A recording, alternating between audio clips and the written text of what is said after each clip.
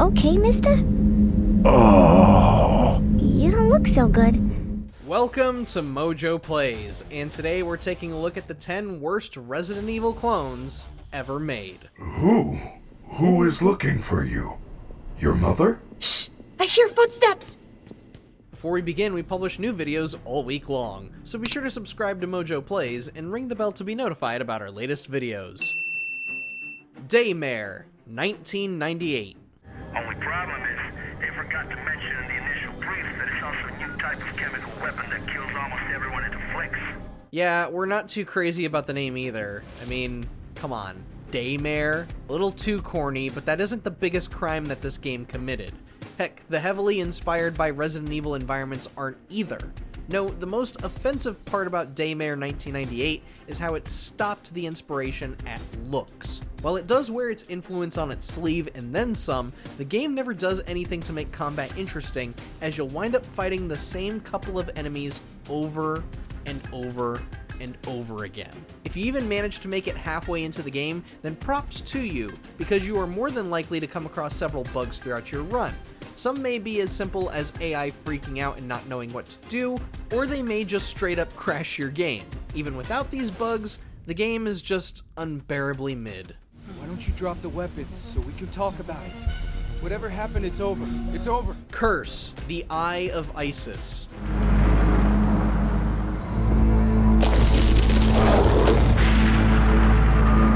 Great Scott! With Capcom having seen great success with Resident Evil across several games, it was kind of expected that other companies would try to get their slice of the pie. In comes Asylum Entertainment with Curse, the Eye of Isis, which, to its credit, tried to differentiate itself with a Victorian London setting and actually decent voice acting. Alas, that was not enough to hide the warts. Curse quickly became annoying with frequently reused sound effects, messy UI, and a map that is way too hard to get a proper read on. Navigation and atmosphere are important to survival horror games, and when you fumble as hard as Asylum Entertainment did, it shows that you overlooked some of the key aspects that made Resident Evil such a phenomenon. Stray Souls. It's getting late.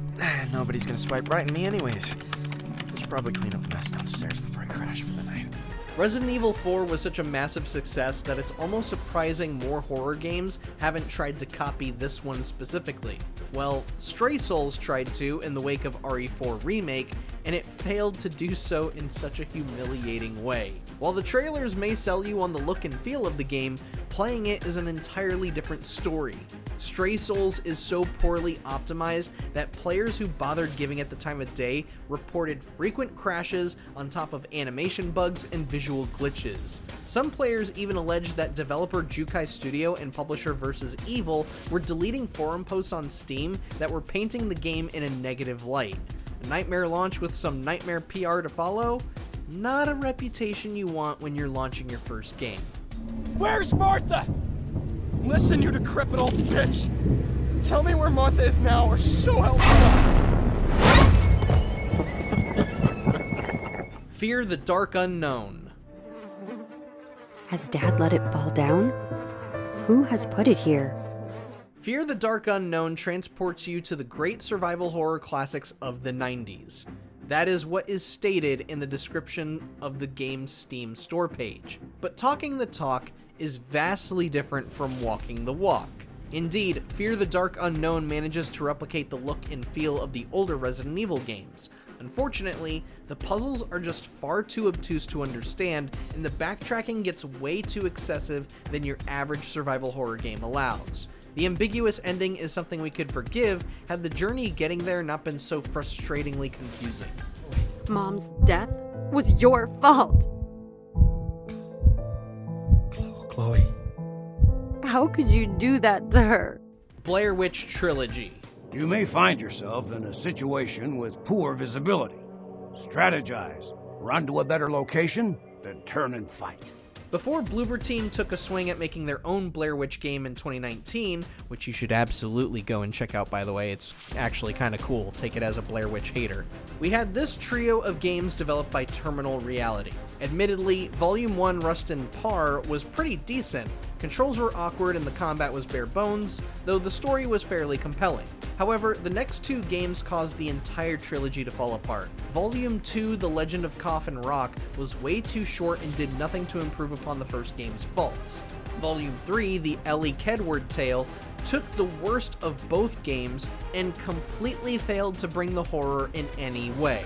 Come on, guys, the hellhounds bursting through the windows in RE1 didn't spark any level of imagination for a Blair Witch game? Was Resident Evil really just plop creepy enemies in random rooms to you?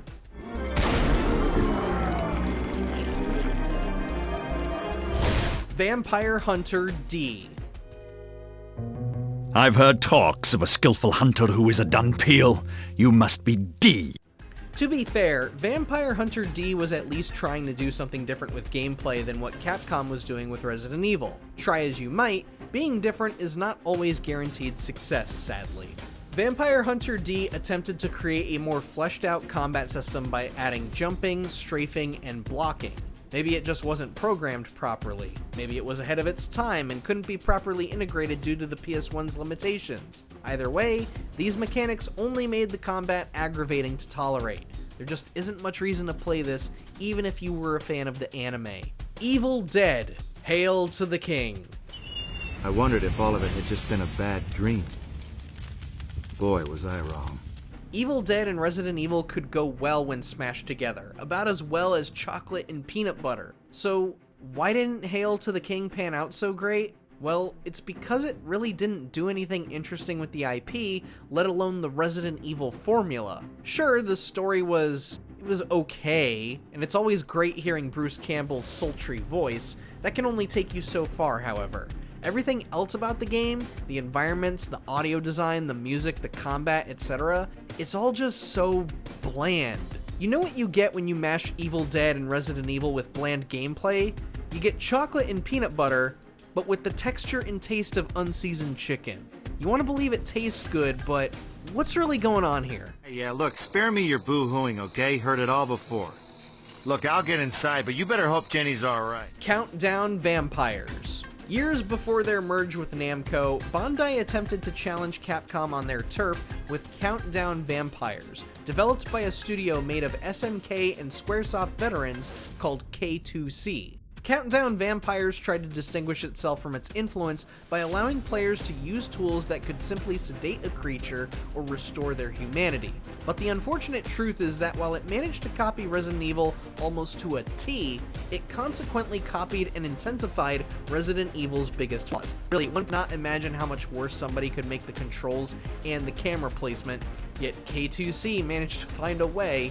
K2C does still operate as of 2025 under the name K2 Company Limited, and it was acquired by Capcom in 2008. The studio would eventually work on Resident Evil 5, Dragon's Dogma, Devil May Cry 5, Resident Evil 3 Remake, Resident Evil Village, and Resident Evil 4 Remake. So perhaps there is something to Countdown Vampires' development that has not been shared with the world yet. Just what happened anyway? I followed you and came here. Them and Us. Look, if you truly love the classic Resident Evil experience, then sure, give Them and Us a shot. But where the game falls apart is not in the story, not in the visuals, not even in the combat mechanics. No, it's the just obscene difficulty spike. Them and Us leans way too hard into the survival aspect of survival horror by making ammo scarce to an obnoxious degree. This in turn makes combat encounters way more stressful than it probably should be, and it gets worse when playing on higher difficulties. Yes, resource management should be taken into consideration, but even when you're nailing every shot you take and picking up every bullet or shell you find, you're going to feel like the odds are deliberately stacked against you to the point where the game is simply unbeatable. And that isn't fun. Five Nights at Freddy's Security Breach. Scanning complete. How odd. Your guest profile is unknown to me. Who are you? A FNaF spin-off that follows the first-person survival horror formula of RE7, that idea alone should have been an easy win for creator Scott Cawthon and developer Steelwool Studios. And you can love this game for the story, you can love this game for the concept, you can love anything about the lore, whatever it does for you. But regardless, you cannot ignore how abysmal the AI is in this game. Enemies can spot you all the way from Mars, and even if they lose sight of you, they somehow know where exactly you're hiding at all times. And that goes without mentioning just how unstable the game is in performance. If the enemy isn't failing to get around a chair, the game is crashing or freezing up for some other unknown reason. Not only is this among the worst of the Resident Evil knockoffs, or the worst survival horror games in general, it is without a doubt the worst FNaF game ever made. And I can say that with the utmost confidence, even after suffering through the launch version of FNaF World. Freddy, it's open, let's go! No, I cannot exit this facility. Of course you can! Come on, we can hide you somewhere. Without a recharge station, my systems would shut down within an hour. It is a safety precaution. It is my design. Tell us, have you played any of these knockoffs for yourself? FNaF Security Breach truly is another level of pain that no one should experience. But let us know what you think down in the comments, and be sure to subscribe to MojoPlays for more great videos every day.